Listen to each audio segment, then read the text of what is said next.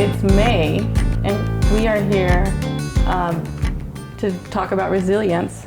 It was picked by our Dallas chapter, our neighbors and friends in Fort Worth. Hello, Megan and team. And it's being interpreted in 223 cities around the world. So on average, there are 27,000 people who tune in to Creative Mornings around the world, and we are so excited that you are here with us today. And it is my honor, my pleasure, I feel like I've become friends with you over the last couple of months, to welcome Katherine Ware to the stage, who has witnessed resilience firsthand. And just like our manifesto said, we're here to inspire each other and to learn from each other. So I'm actually really eager to learn from you today. Welcome, Katherine. Well, thank you very much. I was so flattered to receive the invitation and a little hesitant to say yes, as you recall. I've been familiar with the Creative Mornings concept for years, and it was thrilled when the chapter started here in Fort Worth. But I felt like I've always watched from a distance because I haven't necessarily always defined myself as an artist. There's a lot of personal definition that goes along with that label. I prefer to call myself a creative. I'm in my happy place when I'm creating an environment, a space that allows other people to create. But that is a way of being creative, whether it's with words or with budgets or with colors and sound and things. So over the course of my career, which has been rather varied, sort of a mosaic of different industries and experiences and forms of expression, certainly over the course of a career, yes, there are lots of examples of challenge and resilience in response to that challenge. But I mean, the elephant in the room is we've all been through a lot the past year. And we're fortunate to be in a place where we can start to have this conversation about resuming our own intentional space, right, in this changed world. There's no way to avoid the fact that we're not the same as we were 15 months ago. We've all been through a lot. So for me, the topic of resilience resonates on many levels, obviously. And because I am something of a word nerd, one of the things that I wanted to mention was just, I love the word resilience because it's so positive. You see resilience a lot. Conference themes, article titles, blog topics. I mean, everybody's talking about resilience right now. Mm-hmm. So when I see that word, I focus in on the positive aspect because it's not just survival, right? That's sort of a passive experience. To me, resilience is, embedded in resilience is an active response, a positive regrouping, rebuilding, strengthening, and emerging from something that has shaped and reformed you. I'm not the one to come up with this concept. You can Google it and find this metaphor explained in full, but it's a beautiful expression of an illustration of resilience, if you will. It's the idea of the transformation from a caterpillar makes from being, a small little wiggly thing on the ground inching its way along and having its own happy life. But then something happens to it and it goes into a cocoon, right? We've all been in sort of a cocoon. An external dynamic forced us to stop and be still. And when a caterpillar's in a cocoon, it's kind of, I'm not the sciencey type to really explain what goes on, but a lot happens inside that cocoon. Caterpillar actually kind of, enzymes come into play and it sort of becomes primordial ooze before it becomes a butterfly. So the caterpillar cocoons, goes through some stuff, pauses, starts to reshape itself and starts to find its way out of the cocoon. And I think that's an important part of the process that might be where a lot of us find ourselves in this particular evolution, is starting to push against that cocoon, building strength in our wings so that we can fly when we get out on the other side. That to me, I think is just, metaphors speak strongly to me, and I think that embodies a lot of what I define resilience to be. Thank you for that. And this cocooning, as you tell us more about your story. What is the how did you witness resilience over the last 13 months? And what would you share with us about your insights that we can learn from? Well, sure. I have my story, but I'll preface it by saying it's a universal experience that we've all been isolated, which is a wonderful little dichotomy there. In my particular instance, my response to the lockdown was to nest. I know a lot of people chose to declutter. I didn't. I just pulled my stuff around me. Maybe a lot of people baked or gardened, and my response was to nest and do one thing at a time, really. I was able to put a pause on all the multitasking, which that stillness allowed another part of my brain to free up and kind of start to spin. I've realized this in hindsight, and hindsight is 2020. See what we did there? I didn't think of that either. I steal shamelessly from other people. But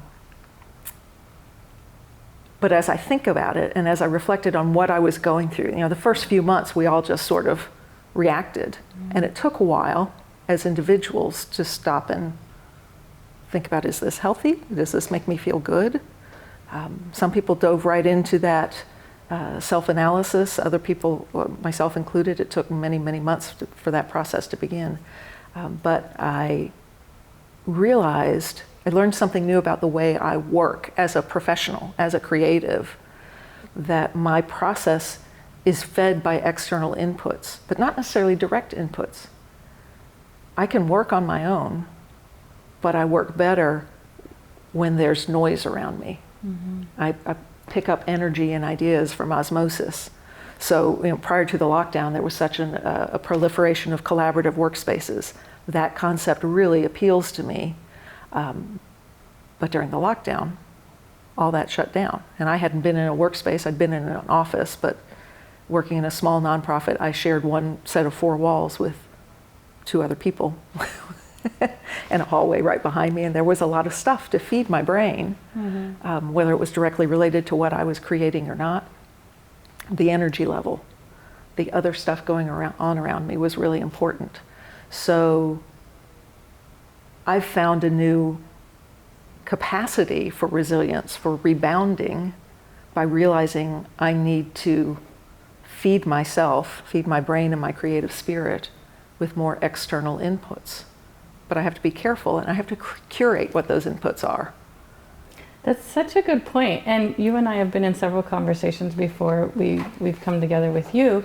And I wanted to point out that we are in the JO headquarters here in Southside, near Southside in Fort Worth, and the JO logo is right behind you. And you actually picked this spot. I did. When you said collaborative space, JO came to mind for you as the spot that sort of brings people together and feeds and curates that creativity. For those of you that can't see it or haven't seen it, there's a swing behind us, and Jennifer has an amazing space here. And I also have to give her a couple of more props, because 2 years ago we became a chapter in June, and she's been the spine of this the entire time. Creative Mornings is run by volunteers, and none of this could happen without her steadfast support. So it's wonderful to me. It's bringing chills to my body that you picked her space as the embodiment of collaboration and creativity. So thank you for bringing us back here. And thank you, Jennifer, for hosting us. And one of the conversations one of the conversations that we had across the last few weeks that really stood out to me is when you mentioned your parking lot experience, because there's a lot that changed over the last 13 months, and you were actually caring for your husband who is recovering from cancer. Can you share that and what you learned and how it changed you? So when you said parking lot, I'll admit, I was like, oh, which direction did we take that? Because there are a lot of different metaphors there. But in relation to this past year and how I've lived through it day to day, the reality is that when lockdown happened, my personal life had already locked down just a few weeks prior with a cancer diagnosis for my husband. So I'm not the only one to walk that path either, share that journey with a lot of people. And of course, the same with the pandemic lockdown. It looks different in everyone's individual lives. But even for those who've walked a cancer journey before, our experience was a little different because the expectation is that the caregiver, the significant other, will accompany their loved one to treatment, right? We all hear stories about people, going and sitting with their friends at chemotherapy, right, and helping them pass the time, sitting in the infusion chair. That didn't happen. The chemo happened, the radiation happened, the immunotherapy happened, but I wasn't there for any of it. I was in the parking lot because I couldn't go in the building. Here's this monumental process that affects you so deeply personally and forever changes you. And you think, okay, I know what this is going to be like. I'm in it to win it. I'll be there. I'll help you, honey. And yet I sat in the car in the parking lot, in the parking garage at Texas Oncology, not far from here, while my husband was receiving treatment. He was fine with that. But what was weird was looking around and seeing all the other individuals in their cars, the other people who couldn't go in the building and be with their loved ones as they went through treatment. I was surrounded by a community of people going through the same thing, but I couldn't talk to them because we were all in our cars with the windows rolled up. Now, only now, in the past month, have I been allowed back in the Texas Oncology building, fully masked, only to see the doctor, in and out, boom. Really not encouraging family members in. It's just for specific moments. But that felt so good, and it was amazing how much more I got out of that doctor's appointment, because I had been listening by telephone whenever he'd meet with his oncologist. But to be able to be in the same room with someone and watch that subtle nod of the head, to hear the that doesn't pick up on a Zoom. Or she'd ask a question of him and I'd go, and she'd see my eye roll. It's amazing how much we as human beings take in a multisensory context. Right? So we've been limited, and our brains and our hearts and our processes have all been impacted by that limitation over the past year. I think it's good to get away from so much multitasking. So it truly is tasking. It's not multi-thinking. It's not multi-creating. It's really kind of survival, juggling multiple things at once. But there's value in being still and focusing on one input. There's so much richness when you can add all the colors back in, all the nuances to the experiences. So a long way to answer your question, I think that my parking lot experience has helped me to appreciate the little asides, the things that I would pick up by osmosis before, and I took for granted. I don't anymore. Oh, I have a thought. Thank you, because I'm trying to get myself from not crying. Oh. So I mentioned earlier, a lot of people when they lock down, I know we're talking about cleaning every dirty drawer in the house. They'd reorganized their closet and done all that stuff that I did not even want to hear about. I didn't want to do it so much. I'm doing it now. I'm just now getting to that process. And it's because I have picked up and put front and center on my desk a book that was literally in a box. It had been relegated to a box when I changed an office several years ago. And this conversation made me go find it, pull it out, and put it front and center. It's Twyla Tharp's The Creative Habit. It's not a new publication, but it's fantastic. The gist of Twyla Tharp, the choreographer, the gist of her book is about being very intentional about you building a routine, building a muscle for your creative practice, whatever it might be. And the reflection for this conversation led me to realize I had neglected my creative habit. I have now intentionally begun to reshape my space at home. So we all went lockdown.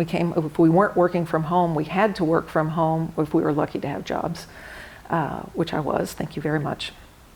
But we sort of make did. Mm-hmm. Poor grammar aside, we didn't know how long we were going to be there, so we just made it work. Now it's time to make that space really work. So I'm decluttering my space. I'm thinking about the colors around me, the light around me, the sounds coming in. I've rearranged speakers and art on the wall, and I've managed my physical space to support my creative habit. I need multiple inputs, but they need to be the right inputs. I'm curating the things around me, my physical space as well as my digital space. So I've been curating my inbox too. I've always been oversubscribed to email newsletters. Mm-hmm. I'm not unsubscribing because I still like those. But I'm intentionally choosing the ones. I'm building a set of readings to start my day. I've always started my day with a variety of inputs. Now I'm being very intentional about a visual design input. I love, there's an email,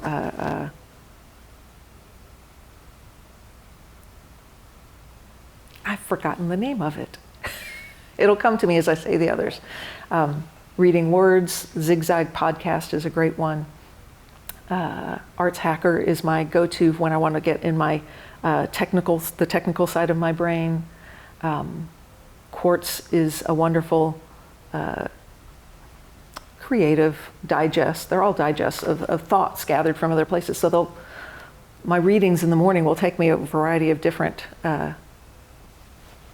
tangential paths that easily eat up an hour, but I've now curated my space and my time in the morning to allow for that, to get all the sparks firing, the pistons firing in my brain. So just to wrap up a little bit of what I hear a lot about, you curating a space, making sure that the context is there for you. And what you just said, inputs, I've heard other people mention as rituals, as daily rituals, as morning rituals, and you're curating these touch points that then give you that juice, that creative juice. Is that what I heard you say? Absolutely. Design Taxi is a great resource. That was the email that I was trying to recall the name of, a great resource for visual inputs. Commercial marketing as well as just design.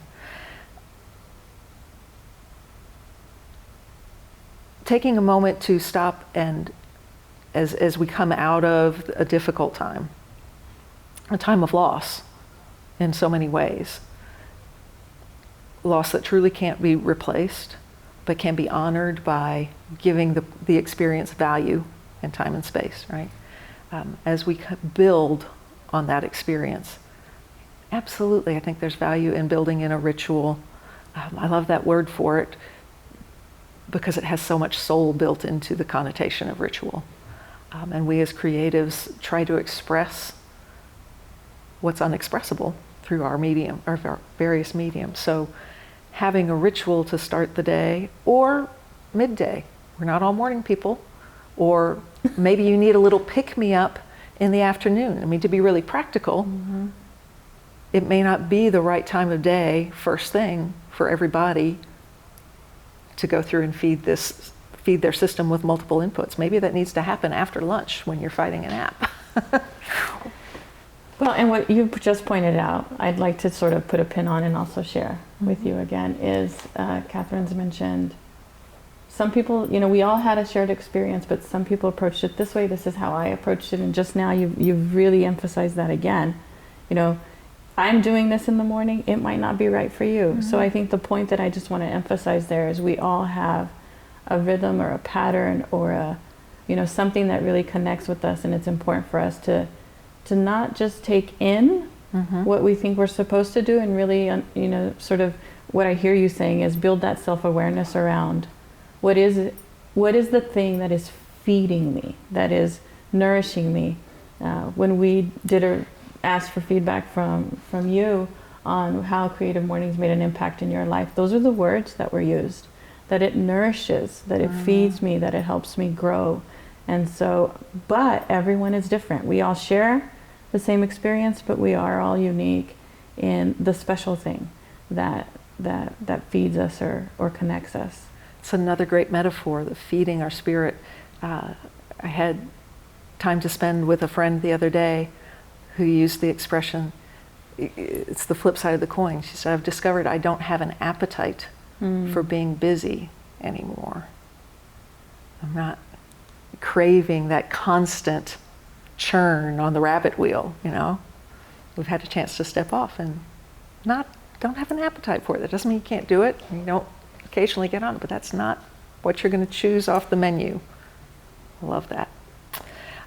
I also thought, as you were speaking, Vivi, I was reminded of the way I felt during maybe the first half of the pandemic. There was this flurry of activity in my inbox and in my social media feeds. I had to be on social media a lot for my work. And I was seeing these amazing videos out there. So many people responded to the lockdown by creating, which was so exciting. There were new ways of putting music together, and people did some amazing things with words and as well as images. And my first reaction was, ooh, it was like looking at a bakery window, to continue the food metaphor, which I love. I wanted all of them. They were all pastries. But I don't bake. And I knew that about myself. So to some degree it was like, but I could never make that. I loved that stuff and it fed me on the surface, but it was a sugar rush that I couldn't sustain because I couldn't. In a way, it made me feel diminished. And I think now what I'm curating is a pastry shop window of things that I can make, that I can contribute to, because it is more it's things that resonate with me that I have a facility for. Words, images, music, it's all still there, but it's put together differently. The metaphor kind of falls apart at that point, but I would be remiss if I didn't mention a couple of those videos that I want to share with people because they got my engines revved up every time I watch or listen to them. Listen, really. One is a music video that I shared with you yesterday. Coincidentally, it's a song called Resilient by a duo by the name of Rising Appalachia. We don't have the rights to the music, so we're not playing it here, but if you Google Rising Appalachia and listen to their song Resilient, you'll love the lyrics. Close my mouth and learn to listen, something along those lines. And it's a great bluegrassy kind of tune. Brian actually shared it with everyone in the chat, so fantastic. They already have it. The other is a YouTube video that came out last year, fairly early in the pandemic, created by, I would imagine he's probably in his late 20s or something, a gentleman from the UK by the name of Thomas Roberts. So his name is Tom. His YouTube name is Tomfoolery. He's a spoken word artist, and he has a video called The Great Realization, which speaks directly to the pandemic experience on a global level with wordcraft that is, I think, absolutely brilliant. And the Great Realization parallels a lot our conversation about resiliency, about choosing where we go from here, building and emerging stronger, or just emerging more informed because of the experience we've been through. He is the one that I stole Hindsight is 2020 from. The lyrics from the Appalachian song. Rising Appalachia, yeah. What was it that you quoted? Because it really resonated. I have to use my cheat sheet. I'll learn to close my mouth and learn to listen. I learned to close my mouth and learn to listen. I want to flip because we talked a lot about your inputs. What were your tools or practices for listening during this time. And sorry, go ahead. No, it's okay. What's your follow-on? Well, I just heard it because it applies so strongly to my life. When you saw the pastry window and you said, "But I can't bake," it feels like that's a natural reaction to something that we admire. This morning, Karen from Four Thirds Creatives is here, and she has this beautiful set of earrings, and she's just styled amazingly. And I was like, "You look wonderful." And I'm like, "And obviously I don't." So I just wanted to say that this is when we do that, it's not us saying we don't have something. It's us showing us. It's showing us what we admire. Like her, I admire beauty, but I have my uniqueness. And so you did the same thing. You said, "But I can't bake." And so let me do this instead, which is mine. And so what I'm hearing throughout your experience and what you're saying is finding those signals, right? Those inputs that draw out of us who we uniquely are, so that we can, as we reemerge, put those into practice and see them more beautifully, more differently. Would you agree or disagree? Oh, totally agree. And I think while it's been a heck of a year, for multiple reasons, and I think it's important that it's easier and honestly safer just to talk about the pandemic as a global experience, but there are a lot of other dynamics going on that are very politically charged, that are embracing individuality. That is part of the context that's allowing me to shed some of my taught practices, my norms,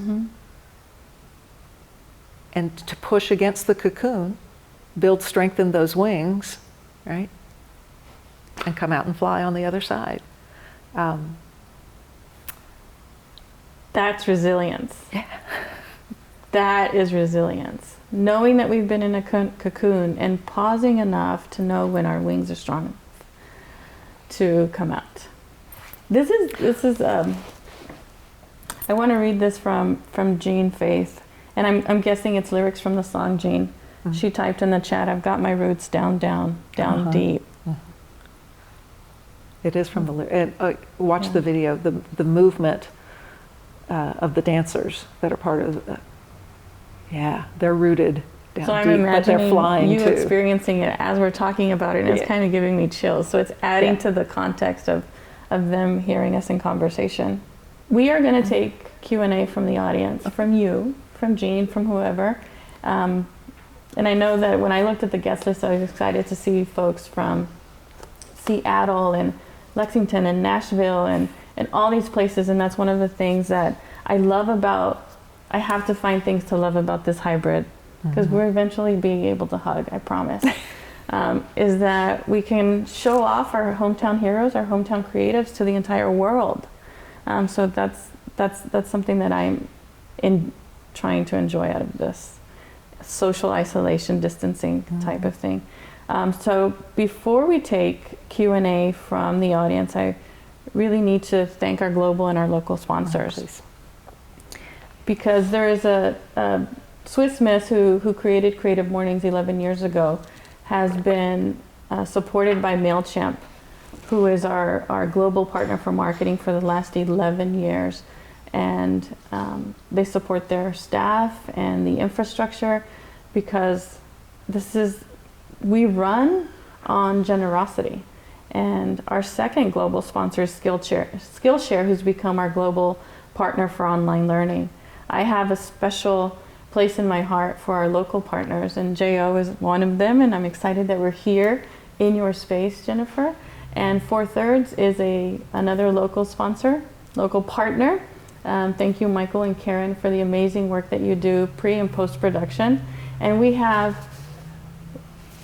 volunteers who share their love through their hands in their own creative work. I'm actually looking at Tyler, who is here doing this. This is fascinating to me. And Glenn, thank you for your photography today. And I don't want to miss anyone else that I can't see in front of me, but we have a multitude of volunteers if you're interested in volunteering with us. Brian's going to put my email in the chat.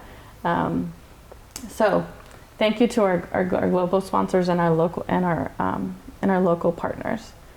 So now we're going to take some questions from the audience. You ready? For the unknown, yes. Yes, the unknown.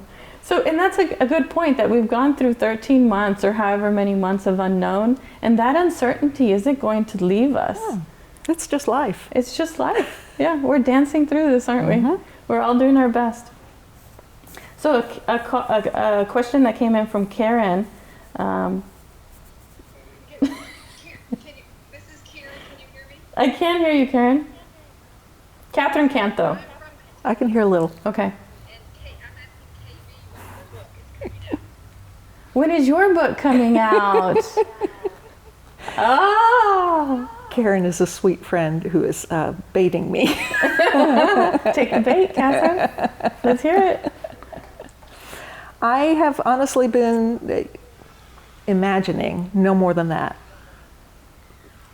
start joining the raft of people writing blogs. So I don't know, but I do love words, and I want to practice writing more about my own thoughts. And that's such a self-publication is so accessible.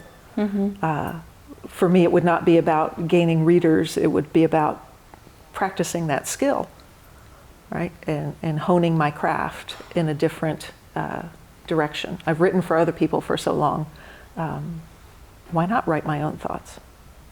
And that's my question. Why not? It used to be because I didn't have time. And now? I don't know. Haven't made it up yet, but I'm thinking about it. You know, every day's experience should teach us something new. This is definitely teaching me. I used to teach a couple of classes as an adjunct at TCU, and that experience lasted 6 years. When I started, I was very uncomfortable in front of the classroom. I'm a backstage person by nature. Being on this side of lights and camera is foreign to me. But over my course teaching, I became more comfortable with it. I stepped away from that. I've lost my train of thought completely, in all honesty. But the idea of speaking and being heard, I haven't had to do in a while. But I'd like, maybe there's a voice there that I'm being reminded of. I believe there is a voice there. And what I heard in what you just said, as I dovetail it with the conversation that we just had, is that it's brought an awareness to something that is feeding you. And however long that cocoon takes, you have folks like Karen and us and your inner, that nudge that says do it, that when your wings are ready to come out, that you will do it. And we're not often patient with ourselves, are we? When we imagine something and then we're like, something needs to be born. Like pregnancy took me about 9 months, a couple times that I did it. But we aren't patient with how long things take to cocoon. So another one of my inputs that I've put in rotation is a podcast called Zigzag. The podcaster, her name is Manoush, and her last name starts with a Z. I'm listening to that. They're doing a series. Yes, and so she started her podcast with a partner that changed over somewhere over the course of the pandemic year. So she's now doing something solo, and season 6. So she's been around doing this thing, but season 6 is a new iteration. And I listened to episode 1. I'd read about it before. And I finally listened to episode 1 last night, and there was a reference to thought philosophy, a thought process that talks about transition, that we, especially in America, don't give enough time for or value to the transition when something, and we talk about new beginnings, but it's the space between the ending and the new beginning that really has value, and we shouldn't rush that time. And I'm going to dovetail that with your metaphor on the butterflies, because we don't rush pulling that butterfly out of its cocoon, otherwise it won't fly. Its wings won't be strong enough. Right. Yeah. We have a question from David. Is David going to ask the question, Brian, or type it in the chat? Okay.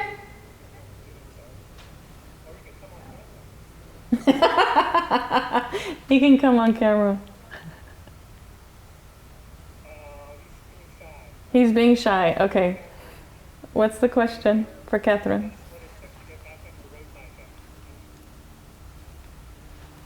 Repeat that one for me one more time. Can Katherine share with us what it took to get back on her road bike after her injury? Oh, what am I getting? So the question from David is, what did it take to get back on your road bike after your injury? So David's referring to the fact that I have a new war battle, my badge of honor here is I fell off my bicycle. I was riding my bike, street bike, casual riding, fell and broke my collarbone over the summer. So that was another layer to my forced stillness over the course of the pandemic, being immobilized up here. So I was riding my bike. I ride my bike for exercise and for pleasure. I love the wind in my hair. I hate wearing a helmet. Helmets would not have kept me from breaking my collarbone, just saying. I'm not an athlete though, never have been. It's only in the last couple of years that I've gotten strong enough to really be comfortable taking risks. And so I took a risk that afternoon riding my bike. I took I turned where I don't normally turn. I was going a little faster than I don't normally go. It didn't work out so good. But I have gotten back on the bike, and that's a very old metaphor, an adage that we've all grown up hearing. You have to get back on the bike or the horse or whatever it is.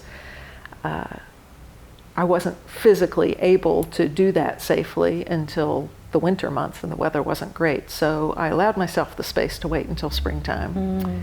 And it was about March or so when I got back on the bike, literally. And I rode maybe 3 or 4 times that first week, probably just 3. And it felt good intellectually to be doing it. I knew I needed to do it, but it didn't give me joy in that moment. Not the same sort of release, that freedom. I felt very guarded. So it took the conditions being physically right to allow me to do it. I think I'll find my breath again when I ride.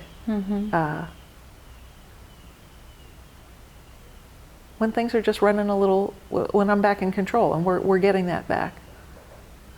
I think I maybe rushed it, not physically, but just emotionally. Because riding that was my therapy, right? That was my quiet, my still time. Some people do yoga. I rode my bike for half an hour.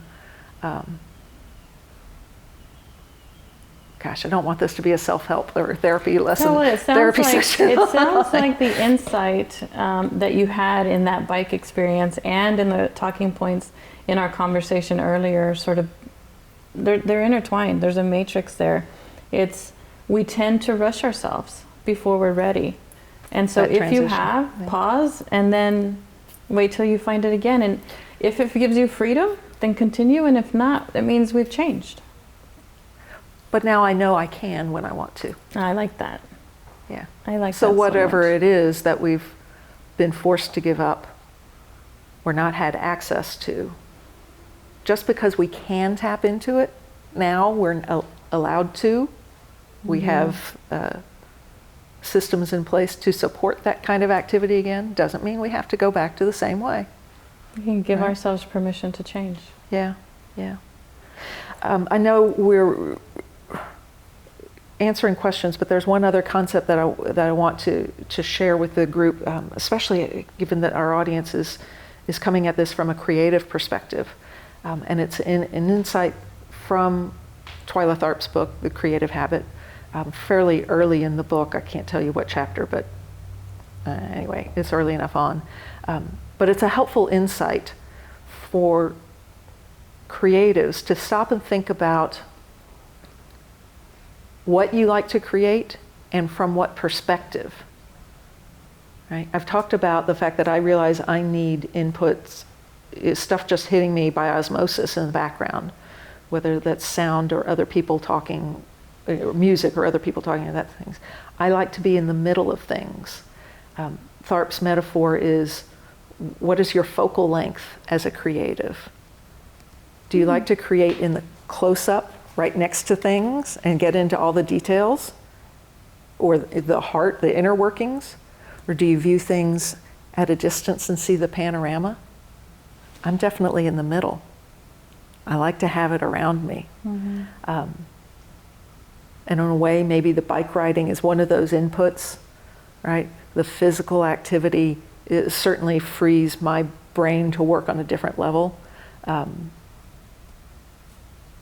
That focal length insight I had read before, and I knew it, but I hadn't internalized it as much as when I picked the book back up and started flipping the pages again. It's a new insight coming out of this experience of the past year. The multiple aspects of it has helped me realize where my comfort zone is. And I want things at arm's reach. Maybe not right next to me all the time, but not too far removed either. So I hope other people can find their comfort zone, their creative, where's their creative lens focused. I think that's an incredibly useful tool for me. That is insightful. Thank you for sharing. Isn't that cool? That is so cool. It's all Tharp, not me. It's so cool. Yes, Nancy, we'll take one last question. Do you want to ask it live or do you want to type it in the chat? I love this. Thank you. Yes. Yeah, go ahead. You are. I can hear you. Great. So KP, in the past year and a half, has really allowed you to embrace inner strengths, that many of us always knew you had. So now, what joys are you most looking forward to planning or embracing as the world opens up for all of us? Hello, my friend. I am a very social creature.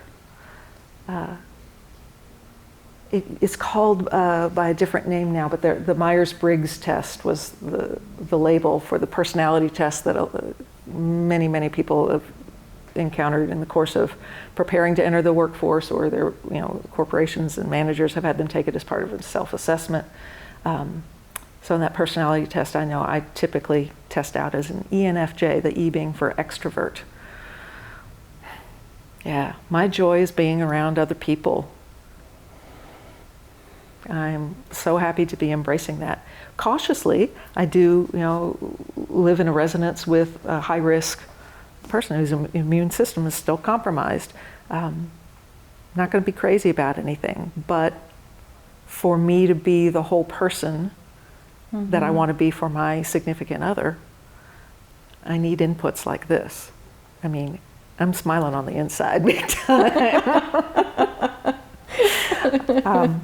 And I'm, as a creative, I'm not alone in that, I know. There are those who create best on their own. Another interesting concept, a book called The Power of Two.